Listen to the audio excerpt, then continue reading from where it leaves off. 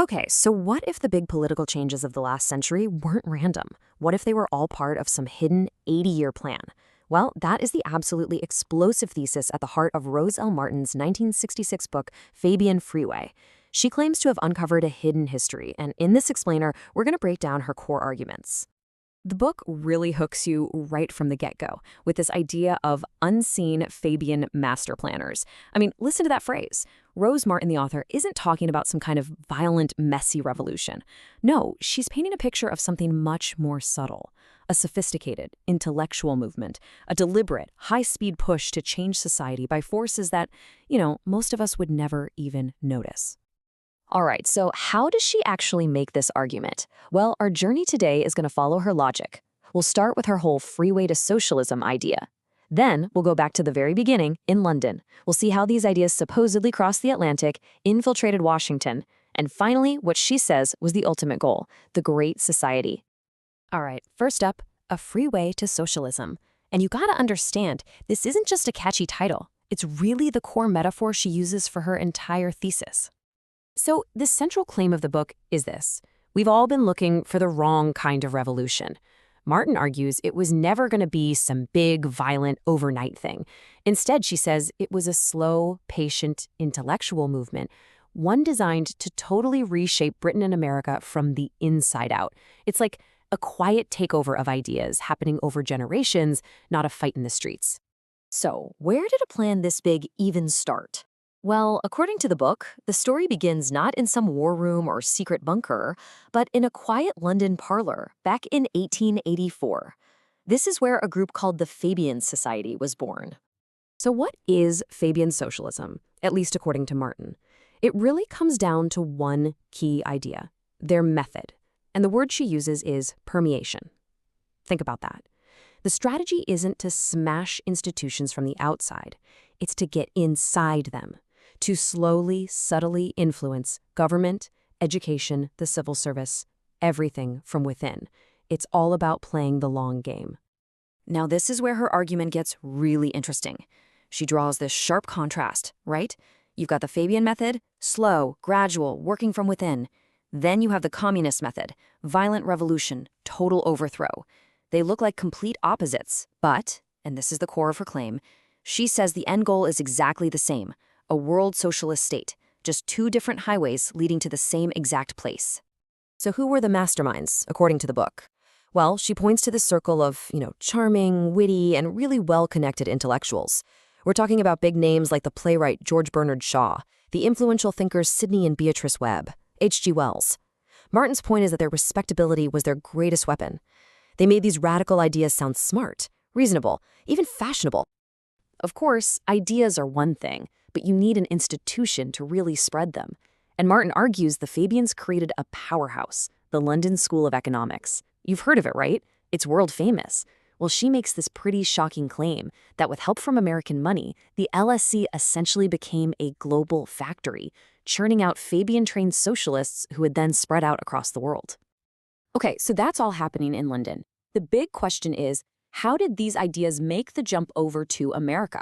According to the author, it was no accident. It was a planned, strategic move. And the book lays out a timeline that suggests this happened fast. I mean, look at this. The London Fabian Society is founded in 1884. Just 1 year later, the American Economic Association is founded, which she says had Fabian influence.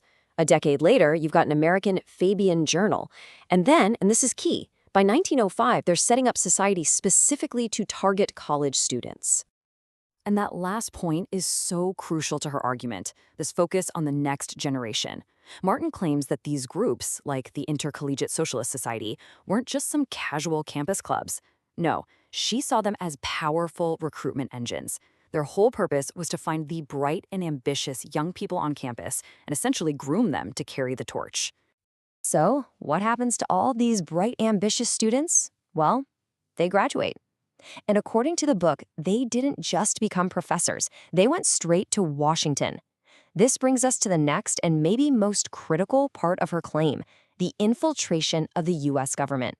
And believe me, Martin does not pull any punches here. She names names. She points to Colonel Edward House, calling him Woodrow Wilson's radical alter ego. She identifies the famous Walter Lippmann as a key player, and even Felix Frankfurter, who would go on to the Supreme Court. Her argument is that these men weren't just doing their jobs. They were acting as agents of influence, pushing this agenda from the highest levels. And then there's this bombshell. The author takes on John Maynard Keynes, one of the most famous economists ever.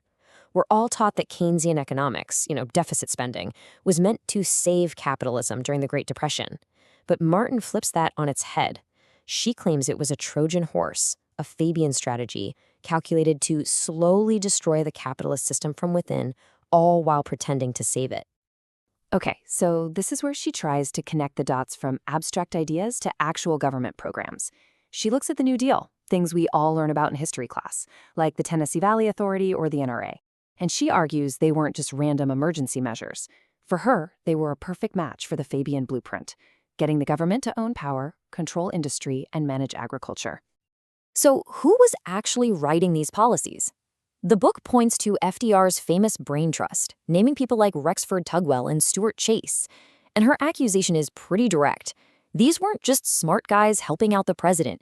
She portrays them as the intellectual engineers who were taking Fabian socialist ideas and turning them, piece by piece, into American law.